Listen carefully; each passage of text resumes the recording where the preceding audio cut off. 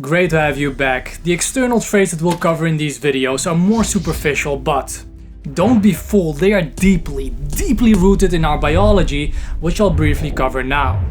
Attractive people are seen as having more positive attributes. Studies also show that attractive students get higher evaluations and more attention from their teachers. A study which scared me a little revealed that good-looking patients get more personalized care from doctors, and some studies also show that attractive criminals receive lighter sentences than less attractive ones. All in all, plenty of reasons for you to work on becoming more attractive. Now this begs the question, is this unfair? Definitely. Biology can be brutal. Anyhow, how can you increase your attractiveness? One way to increase your attractiveness instantly for men and women is to dress exquisitely. Having an impeccable style is eye-catching and will gather attention from the opposite sex, which may be the initial spark that you are looking for. It also shows people that you are someone who takes care of him or herself. There is a big difference between men and women on why dressing well will make you attractive, and dressing well is more important for one sex than the other in terms of attractiveness. Let me explain why. Before I explain that fascinating nugget, you have to know that the reasons for the different goals of dressing is evolutionary wired. By the way, I'm well aware of religious dressing and people dressing to be part of some kind of group. I'm leaving it out of this video because it will get too long. Parental investment theory, a term coined by Robert Trivers in 1972, predicts that 1. The sex that invests more in its offspring will be more selective when choosing a mate, and 2. The less investing sex will have intrasexual competition for access to mates. As for point 1, evolution favored women who were highly selective about their mates. The women who were indiscriminate were like, fuck it, who gives a crap, let's sleep around with whomever, their reproductive success would be lower. Whether you look at it from the initial investment per gamete, the fertilization, gestation and breastfeeding period, there is no denying sex investment for women is much higher than for men. David Buss in Evolutionary Psychology writes, in the case of humans, it is clear that women have greater obligatory parental investment. For long-term mating or marriage, however, both men and women typically invest heavily in children. And so the theory of parental investment predicts that both sexes should be very choosy and discriminating. A great example is given in the same book that if an ancestral woman had to choose between two men, one that shows great generosity to her with his resources and the other whom is stingy. All else being equal, the generous man would be more valuable because he'd be more likely to share food, to sacrifice his time, energy and resources for the benefit of the children, and thus aiding the woman's reproductive success. Obviously, humans are way more complex and many other factors, one of them being status, and a book summary regarding that topic is in the making, come into play, which we'll cover in the future. You might think, okay, what has this got to do with dressing well? A lot. Bear with me. Now that we know what women generally speaking are looking for through an evolutionary lens in a mate, let's see what men look for.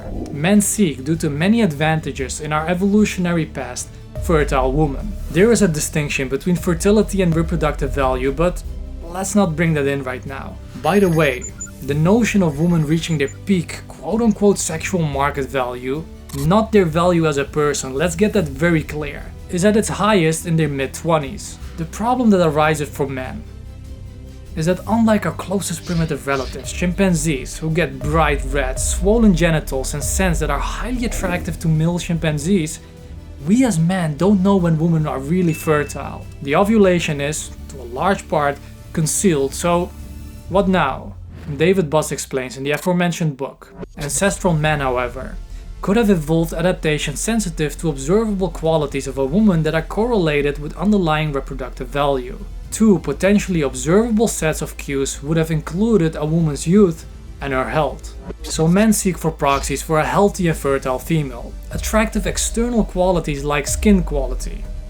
Why do you think so much money is being made by selling all kinds of creams, makeup or rouge that make your cheeks look like there is a lot of blood flowing there, just like when you are having sex? Or lumbar curvature. Think of high heels that make your buttocks appear larger. Facial symmetry, that's a more difficult one to take care of. Femininity. Fuller lips, one of the many cues of femininity, for example. Let's not get into all those cues. All of these can be unpacked, but let's keep it, for brevity's sake, at what it is for now.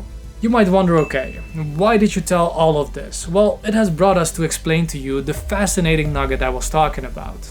In the book, The Consuming Instinct by God Saad. I should make a book summary on that one as well. It will elaborate these points more and more and add great value to you. Anyhow, he explains that men and women wear clothes as a form of sexual signaling. Women are more likely to use their clothes to highlight their physical attributes, and men are more likely to use it as a status symbol. He points to a research study that takes the same man and have him wear one of several attires, each of which signals a different level of socioeconomic status. He writes, for example, placing him in McDonald's uniform or in medical scrubs, then have him wear a sleeveless shirt and unfashionable jeans versus dressing him in a high-powered suit along with an expensive watch. Women are then asked to rate how physically attractive the man is across the various status conditions. Not surprisingly, the same man is construed as much more attractive when wearing high-status clothes. When the same manipulation is administered to men using female models, men generally care less about the social status of women's attires. For most men, whether a woman is wearing Prada or a Walmart knockoffs is utterly irrelevant. However, any garment that accentuates a woman's curves is noticed. This last point is also supported by this graph here that shows that physical attractiveness in a long-term mate is more important to men than women. So, men use their clothes as a way of showing off their status and indirectly tell, I've got so many resources that I'm able to spend money on these things that I don't need for my survival. But I can have them. Women become more attractive by dressing well because they tend to highlight their femininity more. Guys, remember, even though I showed you this, you have to know that the psychological literature for short-term mating is different than long-term mating. That shouldn't be hard to fathom. If you are a woman and just want to have a fling, you'll put a higher importance on their physical attractiveness and less on whether they have a college graduate or not, or their ambition, which might translate to more resources in the future. Buss and Schmidt ask women to rate 67 characteristics on their desirability in short-term and long-term mates.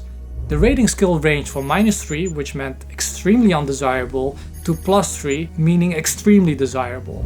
Women found the following qualities to be more desirable in long-term marriage context than in short-term sexual context. Ambitious and career-oriented. This got an average rating of 2.45 in long-term versus 1.04 in the short-term. College graduate, 2.38 versus 105. Devoted to you, 2.80 versus 0.9. Kind, which we covered in the previous video, scored 2.88 versus 2.5. As you can see, kindness is highly desired in someone for the short and long term. By dressing better, you will become more attractive to the other sex. You will also feel better about yourself. Use the halo effect to your advantage, and there are a ton more reasons coming up in the video on how to dress well. So in short, if you want to become more attractive, instantly dress well. Alright friends, I've covered the first two traits to make you more attractive. The internal trait, kindness, which I covered in the previous video, and the external trait, covered in this video, dress well. If you like this video series and it has provided value to you, let me know in the comments and hit the like button. Friends, in due time, this will become the ultimate growth channel for everyone around the globe. In future videos, I'll explain how you can fortify yourself, how you can become a person of character and integrity, and give you the tools and strategies that you can implement in your life so you can achieve your desired goals and dreams in an ethical manner. I'll also cover business, negotiation, verbal dominance, body language, and financial education, all in due time. So hopefully you'll be a part of this community from early on. Let's reunite here, where you can watch the most recently uploaded video, and here is another video I want you to watch.